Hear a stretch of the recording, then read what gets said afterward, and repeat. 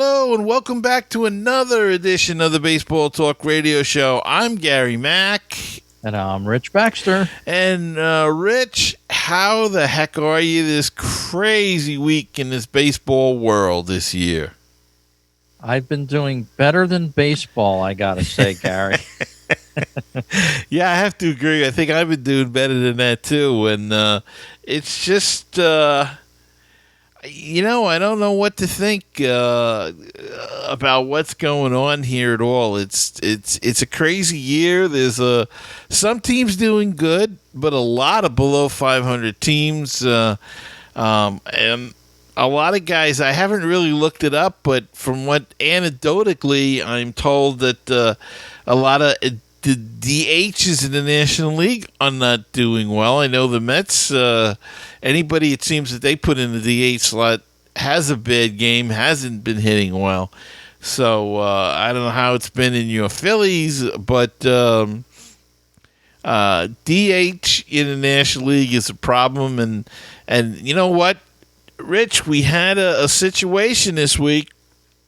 A Major League Baseball, it was the main thing they wanted to stay away from. We had that brawl between the Oakland A's and the Houston Astros, and they did not like the close contact. And it all started when Ramon Laureano, the outfielder for the A's, got hit by, can't remember the guy's name now, Humberto Castellanos of the Houston Astros. He had some choice words for the Houston pitcher, and he walked the first base, but did not do anything initially. And oddly enough, it was the coach of the hitting coach, Alex Cintron of the Houston Astros, that was goading him on from the dugout. And Laureano rushed the bench, and Cintron, and then both teams emptied out, and they were not practicing social distance, and not all were wearing masks. So I don't think Dr. Fauci was too happy about that brawl. But this is what baseball did not want to happen. They've sent out strong penalties. Hitting coach Alex Cintron got 20 games. Laureano got 6 games. And not what baseball wanted to see in this strange season of COVID-19. Yeah, we've seen a couple brawls with the Astros this year so far. We've had benches clearing with the Dodgers, Astros a little bit ago, a couple weeks ago. Mm-hmm. Yeah, we've had this, maybe it's a mirror of society. Society is very tense right now, it seems like, for whatever reason. Emotions are running high. Baseball is usually that way, especially if guys get hit, And I guess you take into effect that, pitchers can not pitch well as well. So it's not always the guy that's aiming for somebody. It's maybe just can't pitch well. Yeah, and the whole Houston the scandal that plays into it. Teams are mad, though. I don't know why Oakland would be so ticked off about it, but unless they did beat them in the playoffs. Maybe that's, I think, 1 year, so maybe that's got something to do with it. But yeah, MLB was not happy about it. They really sent down some, 20 games in this short season. Yes, it was a coach, but that's a lot. That's a third of the season right there, and it's crazy. Pitching inside is part of the game. Goading isn't, though, from the dugout, and they should have just left well enough alone. But as you said, there's a lot of hot tempers out there now, and both in society, and I guess it just carries over into everything else. Yeah, and we had a little discussion before we started the show. Baseball's changed so much as well. You got the 7-inning games now, sort of like softball or college type of ball. So it's a whole different thing that these players are getting used to at the same time.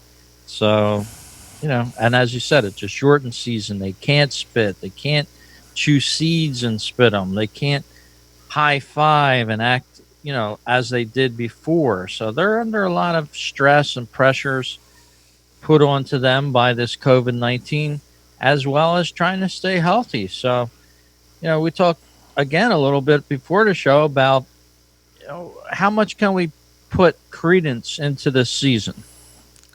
Yeah, exactly. I mean, it's going to count for whoever wins. They're going to claim it as a championship, and I guess they should. I mean, it's an official season, so you can't punish them for that. But I think I think there's going to be a lot of asterisks to this season. For instance, another story that I didn't mention to you before we got started, but it just came to my mind was. Charlie Blackmon is hitting actually at 500. People were talking about he could hit 400 this year. Is it the same? It's not the same 400 though. I mean, it isn't. It isn't. Ted Williams did it in 143 games. I think he played that year, missed 13 games. And Blackman's going to do it if he does do it in 60. Now he's up to 500. So the article that I read said, could there be a 500 hitter? Well, that would, you've got to have an asterisk for something like that because it's just so out of the norm. And even if he hits 400, it's a great accomplishment. Don't get me wrong. But a lot of guys have hit 400 for a third of a season. So, because it's a whole season, is it any better or worse? I don't know. But the year has been a crazy year. Yeah, and as you said, with the schedule that we've had a few teams not completing as many games as other teams. So at the end of the season, if they need 9 games to make up, are they still going to lead a division because of percentage points? I mean, how can you determine a real winner with that sort of situation? So that's something they're going to look at probably as time goes on down the road. You have in the NL East, for example, you have the Marlins that played 11 games so far. They're on first place strictly because of percentage. So other teams have played more games, but they're lower in the percentage, of course. So how can you put them in first place? I don't get it. And how's it going to work at the end of the year, as you said? But are they going to play like if they've got to play, let's say the Marlins are in first place, but they've got to make up 12 games. Are they going to play the Phillies and then, the other teams are done and they got to wait for the Phillies series with the Marlins to be done and then they'll play the Mets or something? But the Mets are having a week off, and then they're gonna. It's not. I don't know how it's gonna work out, but we shall see how this is all gonna come together. I guess somewhere down the line. But you had an interesting story this week, Rich, about a drone in a baseball. Yep. Lo and behold, if there's nothing crazier that can happen in this baseball season. In a game between the Twins and the Pirates last week, there was a drone that appeared out in the field unauthorized over target field. Somebody noticed it in the stadium, stopped the game. They saw a quadcopter, as they call them, out there hovering, and then it quickly disappeared. And there's 2 things wrong with this.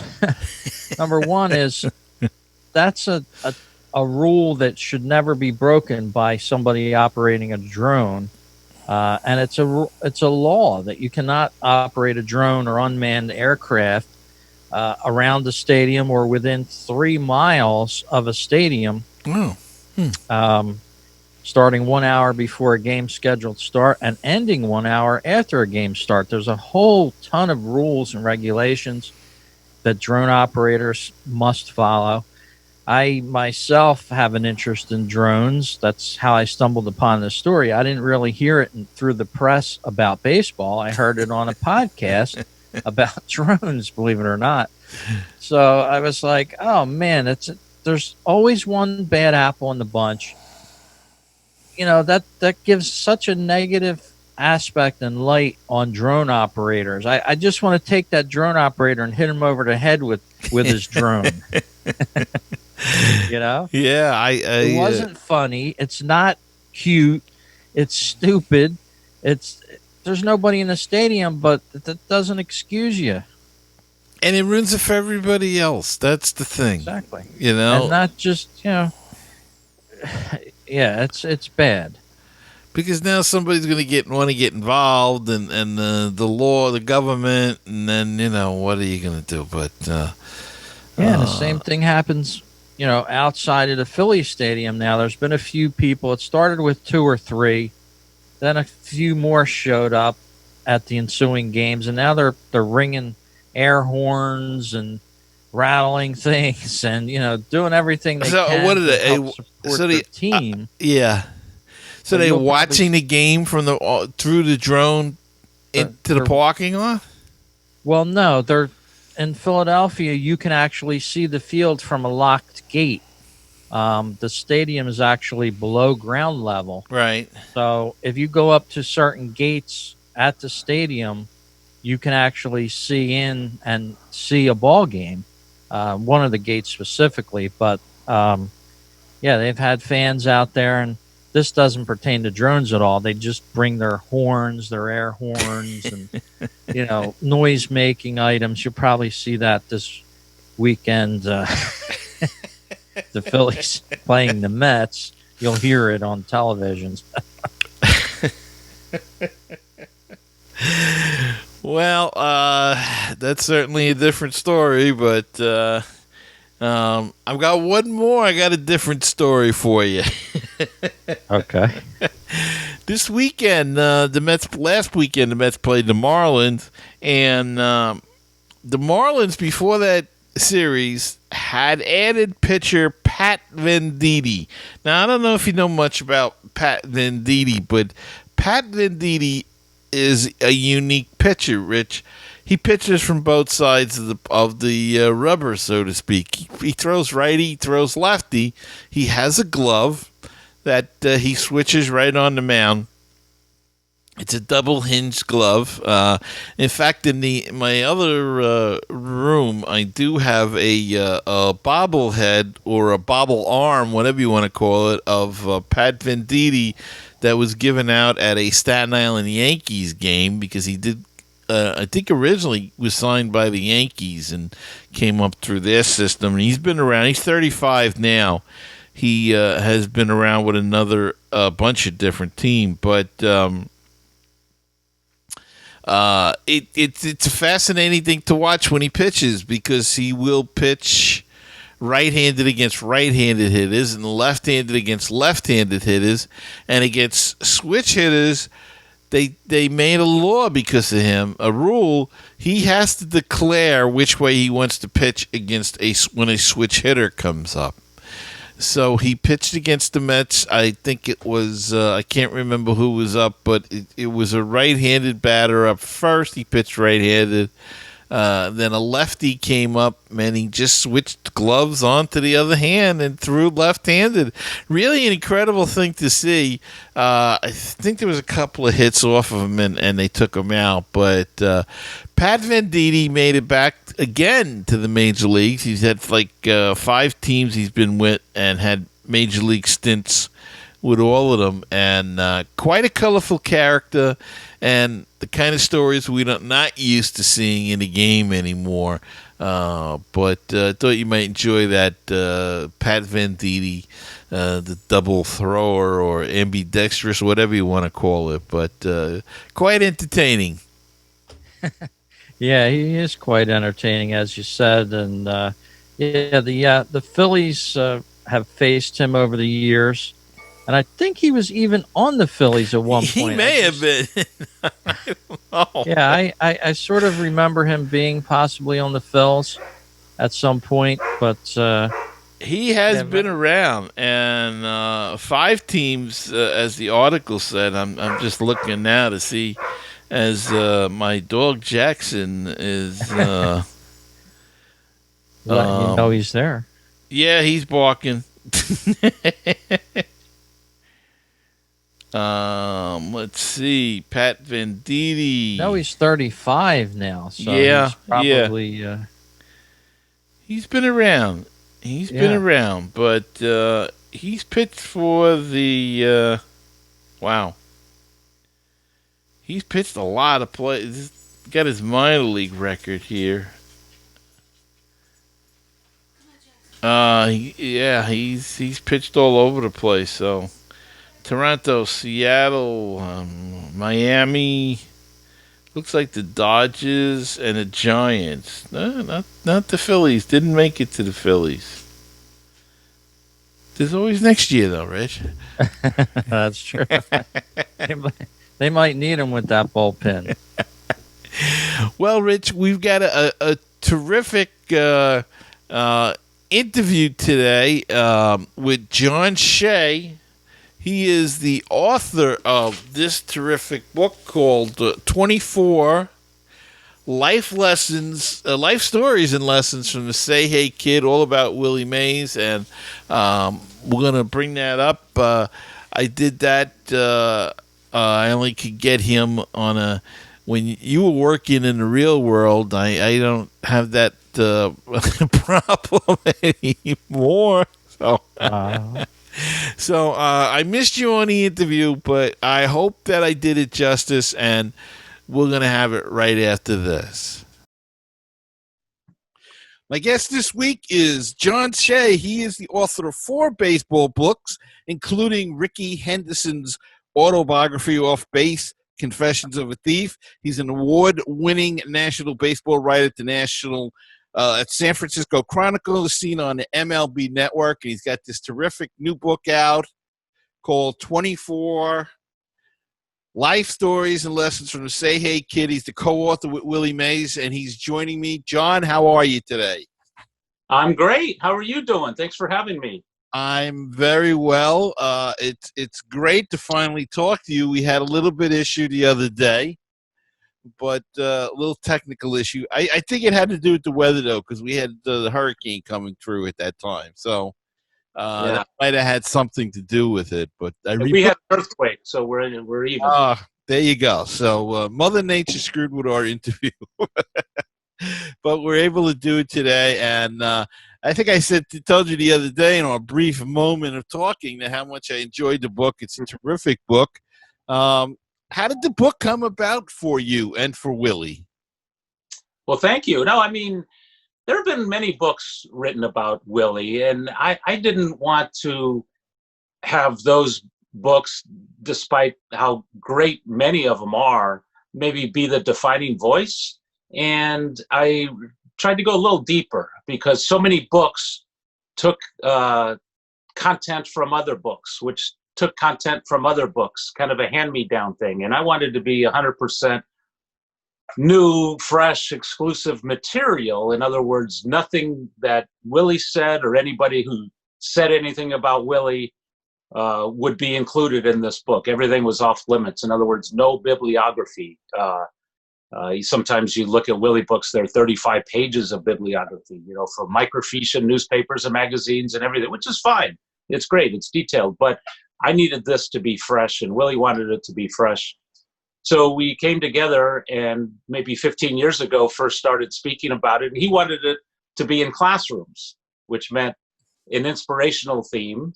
And instead of just life stories, life lessons. So therefore, thus the title, the subtitle. So we kind of took it a little further, and Willie and I spent more than 100 hours together on the book project. And I went off and interviewed more than 200 people and brought those stories back to Willie. And he supplemented and complemented those. And we have what we have now. He is 89 years old, and it's odd now at this point that a book comes out. Thank goodness it does, because the stories are wonderful, and I'm a bit of a historian. I was a history major in college, but I love baseball history, and I love this kind of stuff. And we're losing a lot of that. I don't think we pay a lot of attention to history anymore. And to have this on the record is just amazing. Well, Willie and Hank Aaron are the two people who played in the Negro Leagues who are in the Hall of Fame who are with us today. And that's just a tremendous thing to honor who they are, who they've been, what they represent, where they came from, and the fights that they won. They persevered and got through it all. I mean, I'm talking the racism that they faced from going to the Negro Leagues to white baseball in the early 50s. And both of them persevered to become American icons and heroes. In fact, there's a chapter in the book about Hank and Willie. In fact, I thought that could have been an entire book because I spent with time with Hank speaking about Willie, and of course a lot of time with Willie speaking about Hank, going over their memories and time together, barnstorming. They said the best team they ever played on was a barnstorming team after the 1954 season.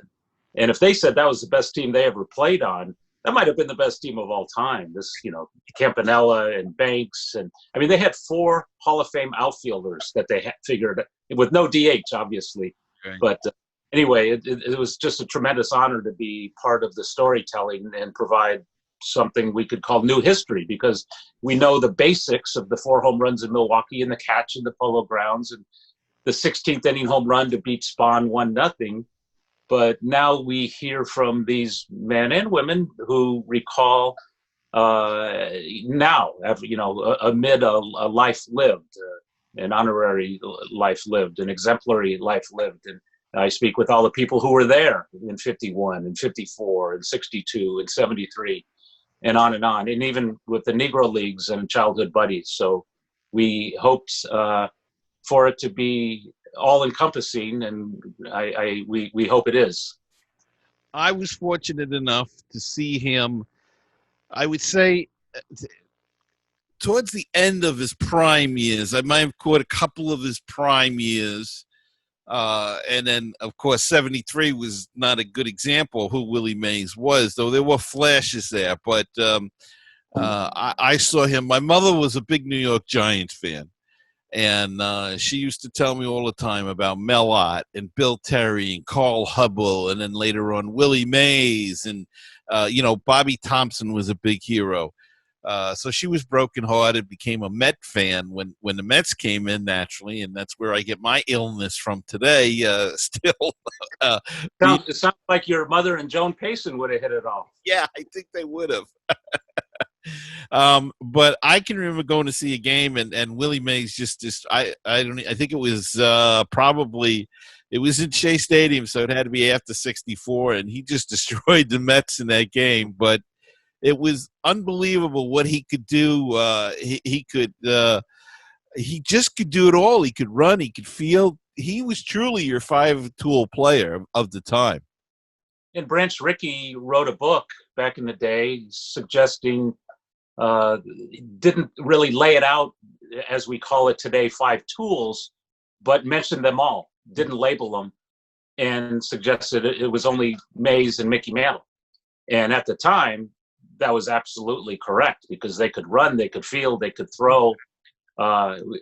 There's a great chapter with Willie and Mickey and the Duke involved, and Willie talks about the tools, comparing him to Mickey, only because I asked him to. He wouldn't talk that otherwise, but he said that Mickey could run faster than him. Wow. He said Mickey and Vada Pinson were the fastest dudes on a baseball field that he remembered.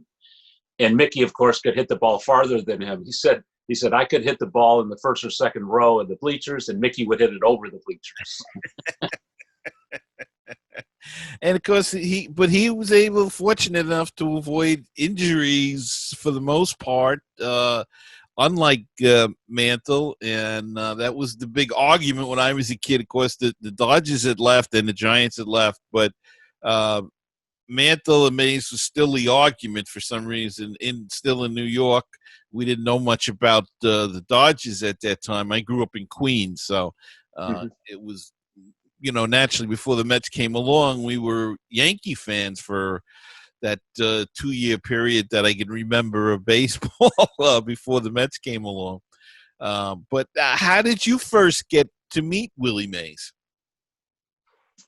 Well, I grew up in the Bay Area, and I caught the tail end of his career as a child and went out to Candlestick Park and braved the weather and sat and watched the glory that was Mays in the late 60s into the 70s, and just so much better than everybody else. And he was the kind of guy you wouldn't take your eye off, not just at the plate, but in the field, because every fly was entertainment. It was the basket catch, or he told me in the book, I tried to make the easy plays look tough and the tough plays look easy. So he did that. He said to entertain and make sure those folks in the stands come back tomorrow. But anyway, I went to school in San Diego. I covered the Padres in the mid 80s. I came back to the Bay Area, started covering the Giants and the A's in 1988. And by then, Willie Mays was back in the organization. He came back in 86, thanks to Peter Uberoth, who brought Mickey and Willie back from the who knows what list that Louis Pugh put him associating supposedly with gamblers, even though they were nothing but PR people who play golf and sign autograph for these casinos, and there was no pension for these guys. So anyway, Uberoth looked really good by bringing them both back into the fold after he worked on the '84 Olympics. And so anyway, Willie was back by the time I got back. And Willie, unlike a lot of Hall of Famers, always seemed to be around and present, hanging out in the clubhouse with the guys. And that's always been the case. And he's always been good with the media. He razzes us, we razz him. And anyway, I was fortunate enough to strike up a trustworthy and good relationship with Willie. And I wrote about him and then became the national baseball writer. And why wouldn't I write about him as much as I could? So sure. He kept talking to me because obviously he must have thought the stories were fair. And I asked him 15 years ago, and that's when we started working on the book. But yeah, growing up here, I mean, he was the man, right? I mean, everyone who has a password or a phone number always tries to get 24 in there somewhere. And they play at 24 Willie Mays Plaza. They got a cable car 24. I mean, that was the number you wanted to be as a kid, and there's only one of them on a team, so you didn't always be that guy. But it was part of childhood for myself and so many others I knew around the neighborhood and the region and the whole Bay Area. But now he always wasn't the man out in San Francisco. When the Giants first moved out there was still a lot of loyalty towards Joe D. You talked about Mantle and Mays in New York. Well, he came here. He thought, okay, this is a one-team town. Well, he didn't know that it was going to be Mays and DiMaggio in San Francisco because like 20-plus years earlier, the great Joe D. played for the old San Francisco Seals of the Pacific Coast League, and that was baseball. That was the epitome of the game here in the Bay Area and on the coast. And DiMaggio was the king as an 18-year-old. He had this amazing hit streak and captured the hearts of the PCL fans, he and his brothers. And the Yankees grabbed him, and he went to New York and became Joe DiMaggio, Joltin' Joe. But Willie comes along in 58, tries to buy a house in 57, is denied because he was a black man.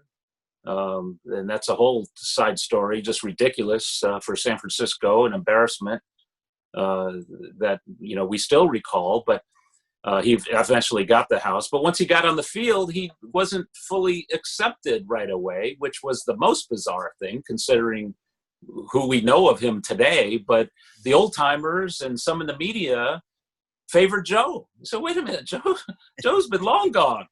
But, you got the best player, best all-around player. You got the most entertaining player, and he just arrives on your doorstep, and you're booing him, and you're not accepting him. And it took a few years for the Bay Area to fully accept him. The A's weren't in town until the late 60s. So it was really the Giants' town. The old Seals had to move because Major League Baseball was here. So a lot of people were upset that the Seals were no more. They were playing in Seal Stadium, which was Joe DiMaggio's stadium. And, it was Joe DiMaggio's town, and here Willie is playing Joe DiMaggio's position. So it was a funky thing, but a lot of old timers I spoke with saying that was kind of a minority. The great majority of people just worship the guy. You mentioned earlier that he played in the Negro Leagues after Jackie Robinson, and of course, once Jackie broke the barrier, he went to the New York Giants, was signed, and played in the minor league balls. Willie was always kind of a quiet guy in a way. How did he handle the taunts and everything? And could he? I mean, there was some thoughts, if I remember correctly, that Monty Irvin could have been the first black player, would have been perfect other than Jackie, but they didn't think he had the temperament, or he might be too easygoing. And the same thing might have been said for Willie. Was there ever any thought that somebody else other than Jackie Robertson may have broken the barrier first? Well, old timers in the Negro League thought, you're right, Monty was going to be the guy, because Monty could do it all. And what a gentleman he was. And he wasn't taking anything from anybody. And then he went into the military, and he came back. He wasn't in the same shape. He wasn't in the same mental frame of mind. Branch Rickey spoke with him, and Monty just said, well, I'm not ready. Give me a little time. And Branch Rickey turned around and signed Jackie, which was absolutely wonderful. Mm-hmm. And Willie adored Jackie, who left us too early, but he also adored Monty. Monty was Willie's first roommate when Willie came up in 1951. And it was like a big brother situation. I mean, Monty, unfortunately, wasn't able to spend his prime years in the major leagues, because not until his late 20s, early 30s did he emerge as a big leaguer. And he was still just a force, a five-tool force, and played with Willie and Hank Thompson, the first three African-Americans who composed an outfield together. So, it could have been Monty, but Willie came. I mean, imagine Willie Mays right outside Birmingham, Alabama, and what he thought was the Birmingham Black Barons were going to be it. That was his team. That was the end of the line for him. He just figured, well, if I could play with the Birmingham Black Barons, I'm set for life, Yeah. But one day, Willie's dad, Willie Howard Mays Sr., came to him and said, Willie, now you got a chance. And he said, what the heck do you mean I got a chance? He said, well, the Dodgers just signed Jackie Robinson, and he's going to Montreal in 1946 to play AAA. And from then on, Willie said, okay, I do got a chance. And, he's just a kid in 1946 in high school. And he started playing with the Black Barons. He played a sophomore, junior, senior with the mighty Black Barons, a legendary team, folks in their 20s and 30s he's playing ball with. And he didn't hit so much, but man, he ran everything down in the outfield and ran the bases like nobody. And they worshiped the guy, and they took care of the guy. Then the Giants come along right after he graduates from high school, and they sign him, and it was a little competition. A lot of teams just struck out because he was black. They didn't think it through or whatever. I mean, some racist ownerships, obviously, back in the day. And they passed on the great Willie Mays. And he kind of fell to the Giants, who won the lottery. And they send him to Trenton. So he goes from the Negro Leagues to not only the only black man on his team, but the only black man in the league. So, yeah, you're right. He came right after Jackie, broke in 4 years after Jackie to the big leagues. But he heard the taunts and all the garbage that Jackie heard, and he put up with it. In fact, one quick story, he told me during one interview I had with him for the book, he said, I just didn't know if it was worth it. This is back in Trenton when he was hearing all what he heard, and I couldn't believe he said that. Imagine baseball without Willie Mays if he just turned back, went away, came back to Birmingham, played with the Black Barons or worked in the mills like his dad, or did all these, who knows what. We never would have heard from. But luckily, he overcame all that and beat the hardships and won in the end and left the bigots behind and became, the Hall of Famer and five-tool prominent ball player we know. And it's kind of strange in a way because he gets promoted to the Giants. He doesn't hit well, and he's actually begging DeRoche to go back down to the minors to go back to Trenton, I guess.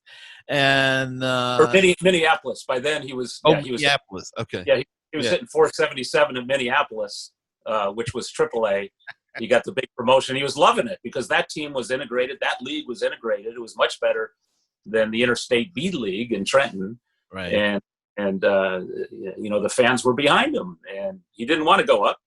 But Leo said, "We're scuffling. We need you." And he said, "Man, what do you mean you need me? I'm here. I'm fine." And he said, "No, man, because they were sub 500 team in late May, and they wanted Mays to boost the energy on the team." Yeah, you're right though. 0 for 12. Warren Spahn hit the home run off Spahn at the Polo Grounds. Now he's 1 for 13, but then he went 1 for 26.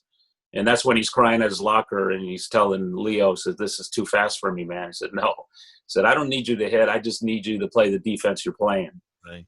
And that settled Willie down. And from then on, he started hitting. I think it's fascinating that two of the biggest stars of that era that we were talking about before, Mantle and Willie, both had these personal crises, if you will, when they first got to the majors. Mickey had a similar issue with, he wanted to quit, I think, after his first year, and his father came with a suitcase and said, "Okay, you want to go home? You can go home now." And the same thing with Willie, and we look at these guys in the totality of their career, and you would never think that they would have went through this sort of thing, but it just goes to show you that they're as human as everybody else and have for all their talent, their little frailties. There's so many parallels with Willie and Mickey. Both were rookies the same year, both in the same city, both playing the same position, and like we said, both five-tool, just wonderful ball players. But they had fathers who both were in the mills, both were good ball players, both hoped their kid would play baseball. But Mutt, who was Mickey's dad, kind of forced it, said, "You are going to be a baseball player." Where Cat, the nickname for Willie Howard Mays Sr., didn't push it as much as encouraged it. And that's why Willie just loved the game forever, because he wasn't forced to play. Remember, he was a better football player, great quarterback, better basketball player, shooting guard in high school than he was a baseball player. He ranked baseball number 3 on his chart of best sports in high school. Willie Mays. But they came up the same year. They both struggled. But they both met in the World Series that year. And that's another Joe D story, because in the 51 World Series, Giants-Yankees, Willie hit a pop-up to right center, and Mantle at the time was playing right, waiting for Joe D to retire. And Casey Stengel told Mickey, said, "Hey, go get anything you can," because Joe had a little nagging injury. So Willie hits a fly ball to right center, and Joe calls off Mickey, and then Mickey makes this quick stop at Yankee Stadium and falls and collapses and blows out his knee and was never the same. But my goodness, what amazing that he ever came back from it. Jane Levy outlines the injury in her book on Mickey. But so anyway, those 3 Hall of Famers kind of united at that same moment that Willie hit the ball and Joe caught the ball, and Mickey kind of regretted the fact that that all happened, because he was shelved for the longest time and had knee injuries forever after that. But there were so many parallels, great parallels, that Willie tells in the book about himself and Mantle. And in the book, it's logically broken into 24 chapters. And as you said, there's a life lesson by Willie in each one. How did you come about that idea? I know you said that you wanted to get a life lesson in there, but how did the 24 chapters come about? Obviously because of the number, but was there any other reason for it? Well, we wanted to make this kind of a legacy book and provide lessons for kids. And while Willie wanted it directed toward the younger audience, the young adults, the children, it obviously is generational. In other words, old timers who saw him play, others who wish they saw him play but maybe didn't, but heard or read about him. It was kind of directed for everybody. But with the 24, a good friend of mine, Kurt Aguilar, who was my right-hand man, kind of my editor, who, a longtime copy editor at the San Francisco Chronicle, San Jose Mercury, a baseball historian, a Willie Mays historian. He's the one who came up with 24. And kind of, toward the like seventh or eighth inning of the process. And we all looked at each other. So why didn't we come up with that 15 years ago? And it just fit everything. We had about that many chapters, and we wanted to provide lessons in each. So you're right. Every chapter begins with a little lesson of life, 2-3 sentences that is kind of demonstrated throughout the chapter in the storytelling. So there's so many layers to the book, and 24 was when we went back to Willie. He said, "Oh, yeah, 24. Okay, let's move on. Okay, we got the title," because that was just absolutely perfect. So we made sure that there were exactly 24 chapters, because it's such an iconic number. I mean, Ricky Henderson, who grew up here, was 24 because of Willie, and Ken Griffey Jr. was 24 because of Ricky. Tony Perez, I spoke with, just was floored the day he got called up to Cincinnati, and they gave him 24 because he knew all about Mays through his father. And Rick Barry, the wonderful basketball player who grew up in New Jersey, worshiping Willie and going to visit him at the Polo Grounds, became 24 in college and his pro career. In fact, when he moved from the Warriors to the Houston Rockets, he wanted 24 so badly, but Moses Malone was 24. So Rick got 2 at home and 4 on the road. Who does that?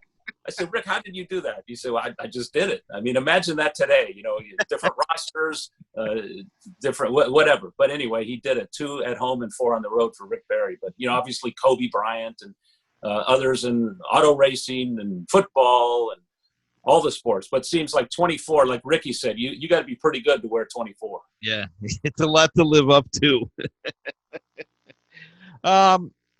And he goes to the World Series against Cleveland in, what was that, 54, correct? Yes. And, of course, makes the catch. That everybody has seen the still picture of him with his back to the infield. But I urge everybody, if you've never seen the video, watch the video, because one of the most outstanding things is the throw afterwards.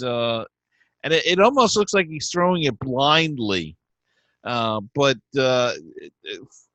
you don't see the end of the play, but the throw was highly accurate from what I can recall reading about it. Take us through the catch a little bit.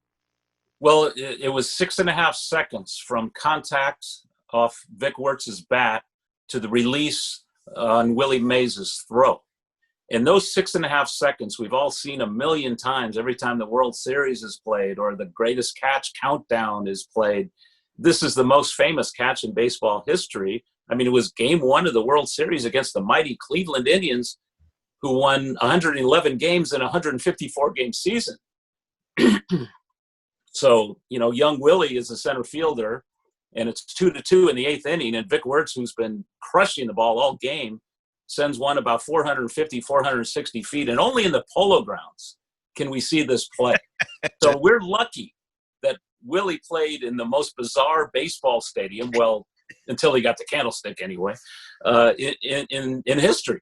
I mean, it just wasn't built for a baseball game, but luckily for all of us, it was 483 feet to dead center, so Willie could run forever, and he did. And when Wertz hit that ball, and that 6.5 second sequence began, which epitomized Willie Mays, his athleticism, his sixth tool, the fact that, he imagined what was going to happen before it happened.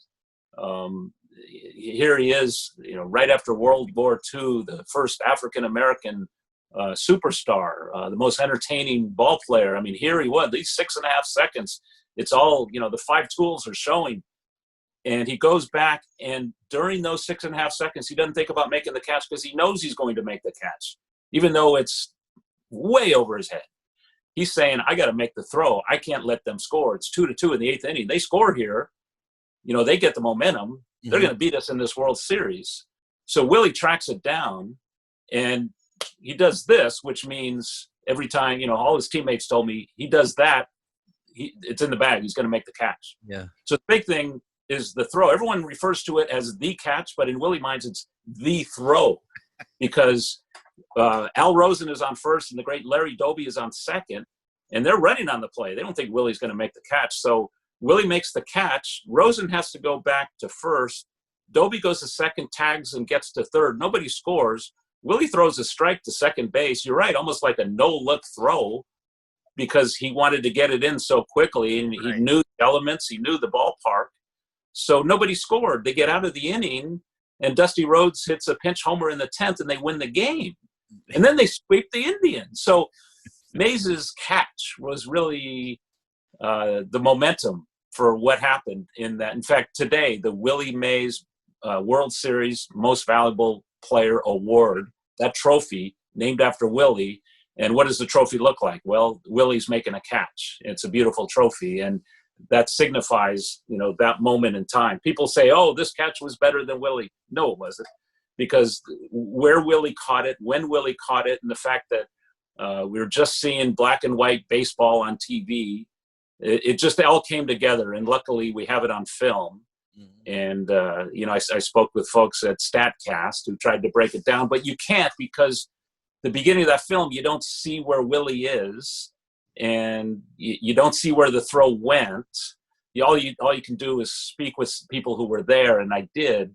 But you can't measure it. So I got some real good, from John Miller to Vince Scully to not Carl Erskine, but Al Rose and a lot of folks who were there that day, Joey Malfitano, and they kind of broke it down for me so we could write it in their words, which, I didn't want to do it. I wanted them to do it. And that was the fascinating part.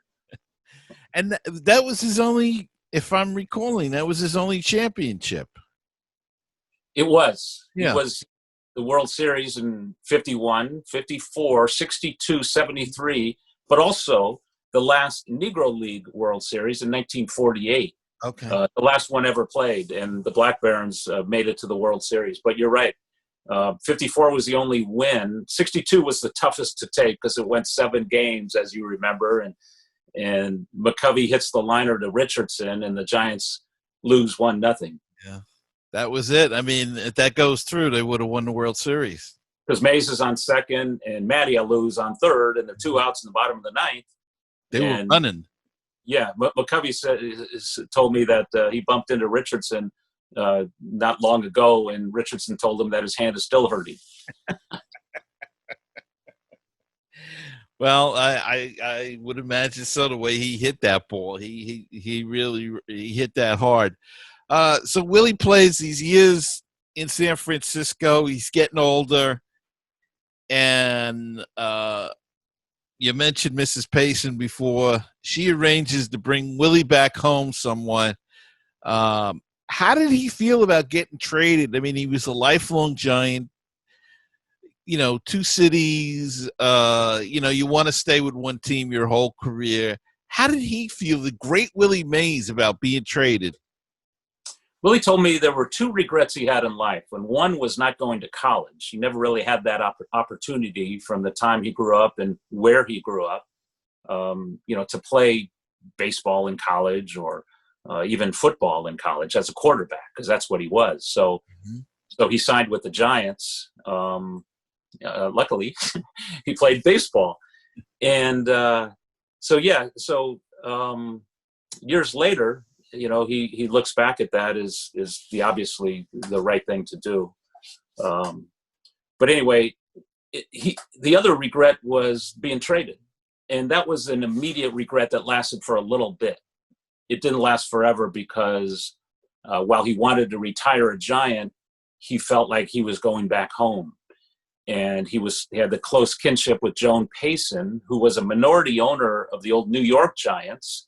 And then when they moved, she just sold all her shares, didn't want any part of that.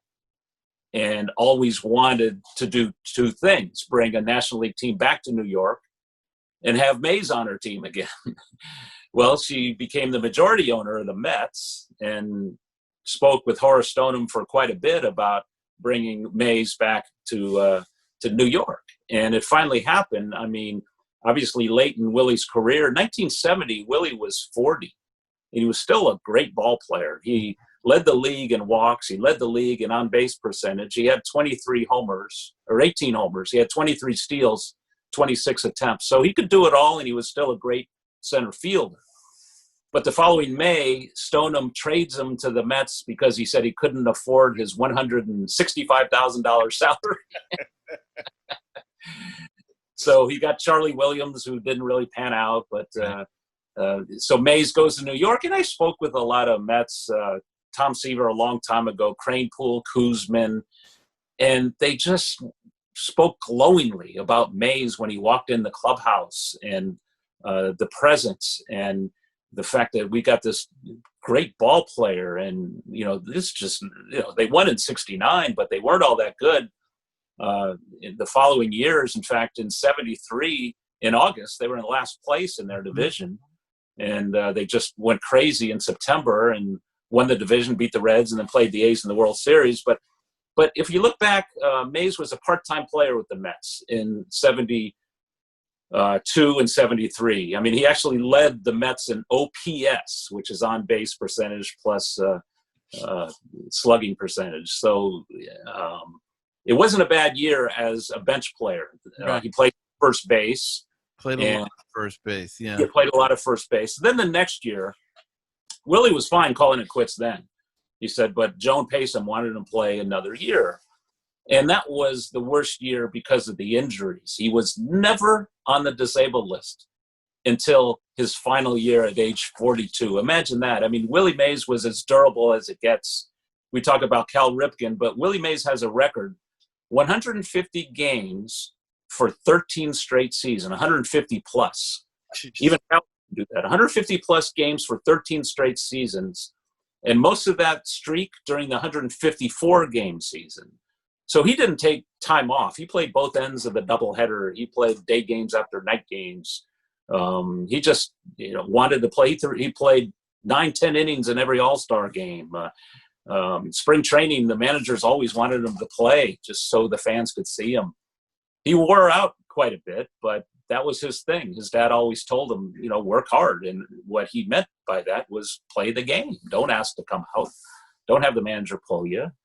So anyway, 1973 happens, and, Willie's got ribs, he's got shoulder, and he's got knee, and all needed a lot of work in the trainer's room. And he didn't even play after September 9th when he broke two ribs going for a ball as a first baseman, crashing into the, side and foul territory and messing up his ribs. So he didn't play again until the playoffs. And he figured, okay, I'm just going to – they had Willie Mays Day at Shea Stadium. He retired, tearjerker. Everybody was there. So anyway, you fast forward to the World Series, and he's starting center fielder. Game one is the number 3 hitter in Oakland.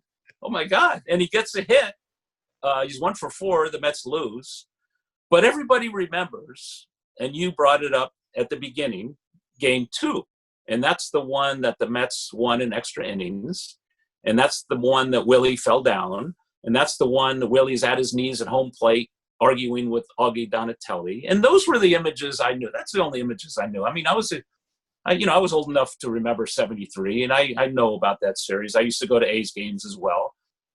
But I figured, well, everyone always says, don't be Willie Mays. Don't retire too late. Retire when you're on top. All this stuff, okay? So I said, well, I want to research this. So I talked to everybody I could on the Mets, everybody I could on the A's who were there that day, got all these observations from Willie himself. And there's a lot of backstories to the images that we see. In other words, when Willie's on his knees, people say, oh, he must have struck out. He must have dropped the ball. No, he was arguing as the on-deck hitter with Augie Donatelli because he blew a ball at home plate that cost the Mets. Yeah, Harrelson. I think Buddy Harrelson was scored and it looked like he beat the tag, and Willie was I believe he was the on deck hitter. He was the on-deck hitter, and that's why he was closest to the plate, and he wasn't complaining to the umpire because of something he did. He was supporting Bud Harrelson because Harrelson was safe. Fosse missed the tag, though Fosse told me he tagged him out in the book, so you get both sides, obviously. And so that kind of explains that picture. And there's the, playing center field. He botched a play or two. Well, he is 42. If he did that when he was 22, people would have forgotten it and moved on. But now he's older, so people remember it. But again, he hardly played after September. But Rusty Staub had a bum shoulder in game 1, so he's playing center field and hitting third. Game 2, he doesn't start, but goes in for Rusty as a pinch runner, stays in the game, and actually goes out to right field because that was Rusty's position. Yogi didn't tell him where to play. And then he and Don Hahn are both out there in right field together. And they both look in the dugout. So who's playing center? And they signal Willie, you go play center. I said, okay. So sure enough, Darren Johnson of the A's hits this soft line drive over the infield. And Willie comes in, tries to make a shoestring catch and falls over. The ball goes back to the wall. And later in the game, Reggie hits a ball all over him and he loses it in the sun. So I wanted to do the research. And I said, okay, what really happened? What caused these things? And it wasn't, Willie Mays was old as much as, I don't want to make excuses for Mays, but.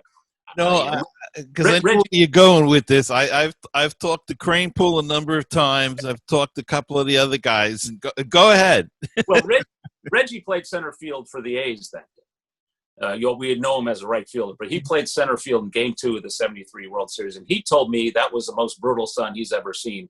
And Oakland was always a bad sun. And Willie had never played in Oakland, even though he played all those years at Candlestick, just because there was no interleague play and they didn't have any preseason Bay Bridge series or anything like that. The A's didn't come until '69. So anyway, there's the sun, there's the fact that he hadn't played, there's the fact he was injured, there's the fact that there was a miscommunication. He didn't even know he was going to play center field because Yogi didn't tell him, and on and on and on. But everybody who was there just says, hey, man, don't knock Willie. It's just kind of tough circumstances. And retire early. I mean, I talked to Ricky Henderson, who's playing independent ball in his mid-40s. All these fellows who played deep into their 40s, and they all told me, said, man, don't give up the game. It doesn't matter if you're Willie Mays in his prime. If you're Willie Mays at 75% of the old Willie Mays, you're still pretty darn good and a valuable asset. And that's what Cranepool and Kuzman and Seaver told me. That you don't want to disregard Mays. But anyway, that's kind of what some people remember of that World Series, even though it might have been unfair. And Willie doesn't make excuses, but, there are reasons for the images that we see. And there's a backstory to everything. And I think that's what we try to present in that chapter. Well, I can remember him playing center field in a regular season game, which was kind of rare. And I don't know what year it was. It may have been 72. And of course there was a fly ball, and he wasn't using the basket catch as much. But I think I read somewhere that he wanted to do one more time, or he just wanted to do it for the fans. And sure enough, he hit the glove, did the basket catch, and I don't know how many people were at the stadium, but it wasn't that crowded. So it might have been 72, but it was. It was an exciting thing to see, if you will, because this was Willie Mays, and that was the catch. And by the way, speaking of Game 2, to finish that story, they won the game because of a RBI single by Willie Mays. He got the game-winning hit, game-winning RBI. And speaking of the sixth tool, Raleigh Fingers is on the mound, a Hall of Famer, Ray Fosse behind the plate. We all know both those guys. Right. And first pitch fastball, Willie steps out of the box and says, Ray, I can't see that ball, man. I can't see it. The sun, I can't, just the backdrop here. It's, I'm new to this place. So Fosse hears that and says, okay, let's get another fastball right down the pipe. And Willie slugs it into center field. And he kind of deked Fosse. Yeah. And Fosse hits it now. Yeah, he kind of deked us, but still. But that was the greatness of Mays. If you couldn't just beat him by pure athleticism at 42, I'm going to outthink you. And if George Stone had started Game 6 instead of Seaver, and Yogi rested Seaver that extra day, Willie May had his second championship. And there's another story. You're right. Everyone tells me that. Yogi, you shouldn't have done that. You messed up the rotation in Game 6 and 7. But when the series ends, Wayne Garrett is out there, a lefty against a lefty, and Yogi had a right-hander named Willie Mays on the bench. And Willie tells me now, he says, you know what? I just wish he would have picked me. And I kind of say, regret, should I have gone up to him and said, hey, I can do this? He said, no, that wasn't my style. I'm not going to do that to a manager. But all these years later, he wished he had that chance. It was a lefty, Darrell Knowles, who came in, and Yogi stuck a left-hander up there, which wouldn't have happened today. Wayne Garrett wouldn't have been the batter today, lefty on lefty. And, and I talked to Kranepool and Kuzman. He said, yeah, we would have loved to have Willie up there.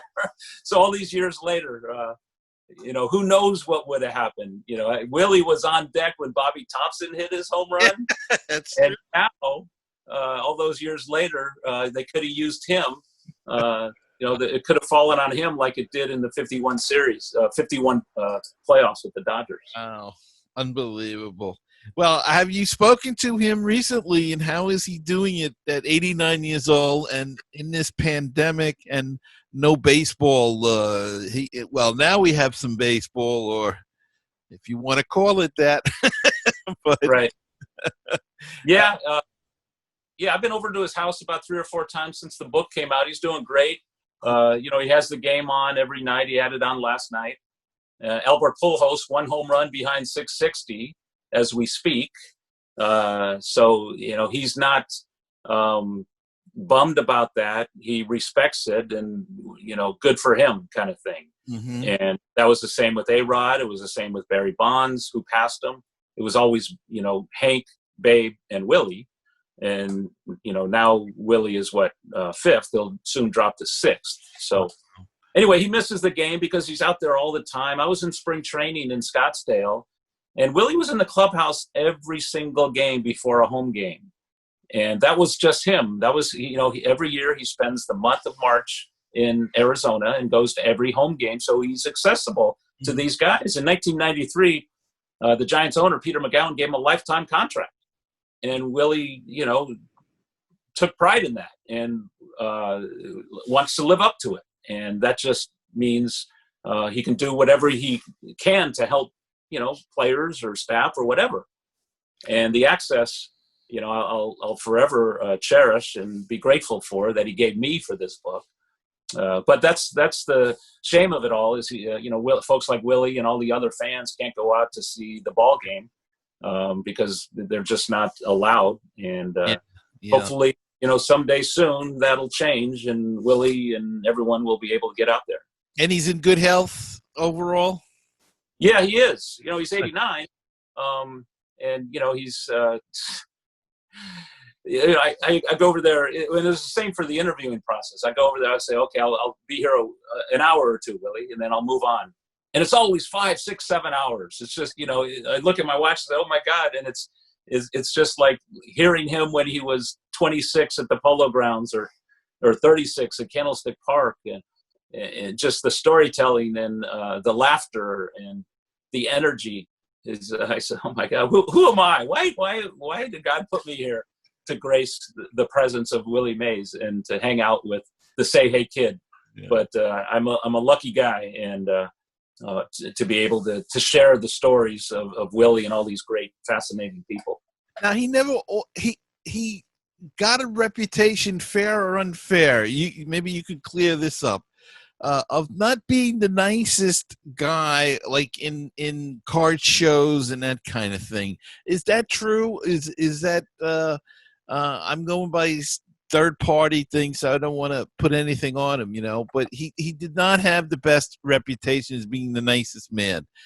Is there any truth to that, or is it just, maybe he just had a bad day or whatever? Anything you could say on that at all? Well, there are stories I've heard from people through email or Twitter or whatever in person, say, yeah, Willie kind of stiffed me. He didn't give me an autograph, and he didn't look up at the card show or whatever. But a great majority, 99% of the people I hear from had these wonderful experience with them, and I guess any player could probably come up with days that they weren't, didn't have their A game, and fans remember that because it was the only time they might have crossed paths with them, and then they repeat those stories. But on the other hand, Willie, from where he came to what he became, the teammates and the foes from the 50s, 60s, and 70s spoke so glowingly of him and how he shared his life and thoughts. And, through his foundation, the Say Hey Foundation, he gives back to underprivileged kids, which he once was, and, still is active in that role today. But, I mean, the reason he keeps going to the ballpark is to be there for players, staff, fans, media. And so it seems like he's given back a lot more than he's taken. And I think that it kind of comes across in the book. I mean, this is Willie Mays, who didn't smoke or drink. He didn't charge the mound. He didn't start a fight. He never got ejected. Mickey Mantle drank, obviously he went out and he was hungover when he played, and that shortened his career, maybe his life. But there are others who speak of Willie in that light. In other words, he took care of his body. He didn't go out carousing. You didn't see him in the middle of the night. If he went out carousing, it was to bring you back to the hotel. And that there are stories in there about that. So I think this exemplary life comes through the storytelling and life lessons. And I think when you read it, you'll understand maybe and can answer that question more a little better than that. But anyway, I go on and on about Willie. But yeah, so the answer is yes, there were probably moments, but obviously a lot more times than not, there were moments that people will never forget. And a lot of times it's just people just have different feelings, maybe they didn't think you spent enough time with them or something, but it happens, They say the same about Jeter, Cal Ripken. I mean, you could find fault anywhere. I mean, 23 people didn't vote for him for the Hall of Fame, Gary. Explain that. So you can find fault with anything, anybody, for any reason on any day. It's up to you to interpret that in a negative way or a positive way. Well, John, we could probably go on all day talking, but unfortunately we're out of time, and I want to thank you for taking the time to come on with us. It's a terrific book, 24 life lessons and life stories and lessons from the Say Hey kid, Willie Mays. If you never saw Willie play, sorry, you missed it, because they don't make ball players like that anymore. We don't see a lot of guys like that.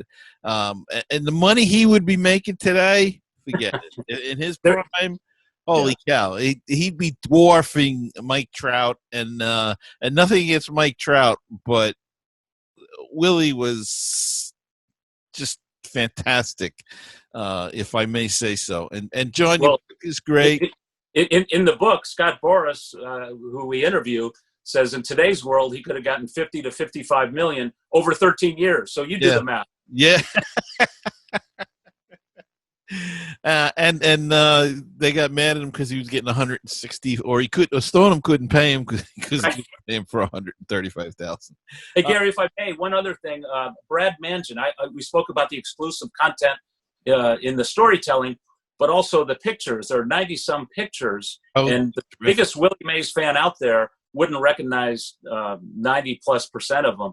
So not only the storytelling in the words, but the storytelling in the pictures are all fresh and rare and mostly exclusive. And Brad Mansion is the local photographer, and with Kurt Aguilar really helped me take this book to another level with not only the stories but the pictures. So I wanted to thank both those guys. And there's a great picture, and it's kind of ironic in a way. It's Willie and Henry Aaron, and Willie's in his Mets uniform, and Henry's in a Milwaukee Brewers uniform, which is totally opposite of what we all believed. Yeah.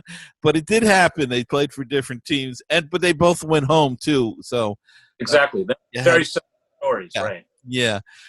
Again, John, thank you so much for coming on, and good luck with the book. I hope that this all clears up and you can actually go out and do some live things. This should be you should be able to read this at Cooperstown. I know they have the authors thing, and I guess they're not doing that this year. It's really a shame. But it's really been a terrific season for books. With yours and so many others coming out, but this is a classic and should be on everybody's library. If you love the history of baseball and like to read about the great players, pick up 24. It's definitely worth it. And thank you again, John. Well, thanks, Gary. Thanks for this forum and caring about the book and Mays, and allowing me to go on and on about him and the book. Anytime. I'll have to have you on again. We can talk more about childhood and Henry Aaron and whatnot. Yeah, I love it. Okay. And I'll be right back. All right, well, Rich, I think that's going to wrap it up for this week's show. I hope you enjoyed that interview, and I hope everybody else enjoyed it with John Shea. It was very entertaining, and he obviously is a big Willie Mays fan, and terrific ball player Willie was. Yeah, Willie is the man, as you said. I'll tell the story again. I think I told it a few times here on the show over the years. But I was lucky enough to see Willie Mays' 80th birthday out in San Francisco. The only time I've ever seen a Giants game out there was out there in 2011 or 2012. I can't remember which one. I think it was 2012. But, yeah, he was 80 years old on the field with his family. And, it was a great time. Some old players were on the field. Part of history. So you never know what's going to happen at a baseball game. Yeah, there you go. And I of course, I saw him play, I guess, the mid to end of his career, and definitely then when he came back to New York. But just the guy could do it all, and an entertainer too as well. With the hat and flying off as he ran around the bases, and what a terrific player. And it's odd now as these guys get older and pass away that their numbers. For years it was Babe Ruth and Willie Mays on the top of the home run list. Then it was Henry Aaron and Babe Ruth and Willie Mays, and now they're all falling down. You might say it's sliding down as people pass them, but. Still one of the greatest of all times, the great Willie Mays, and thanks to John Shea for that interview. Well, Rich, we got another week in the books, and I guess we'll see what happens coming up. Looking forward to it, Gary. You have a great week. And you do too, and we'll see you all again next time on the Baseball Talk Radio Show.